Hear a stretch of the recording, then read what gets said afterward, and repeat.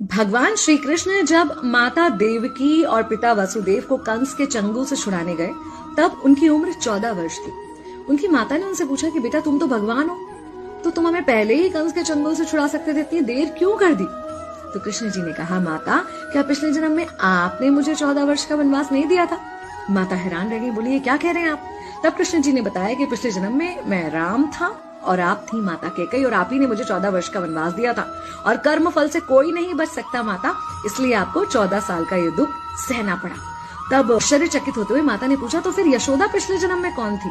कृष्ण जी ने बताया, वो थी माता कौशल्या, जो 14 साल तक अपने पुत्र से अलग रही थी। उन्होंने उस दुख को सहा था, इसलिए इस जन्म में 14 साल मैं उनके पास रहा और मेरे साथ रहने का माता और पुत्र के प्रेम का सुख उन्हें मिला। कहने का मतलब यह है कि कर्म फल से ना उस युग में कोई बचा था, ना आज कोई बचेगा। खुद भगवान भी कर्म फल से नहीं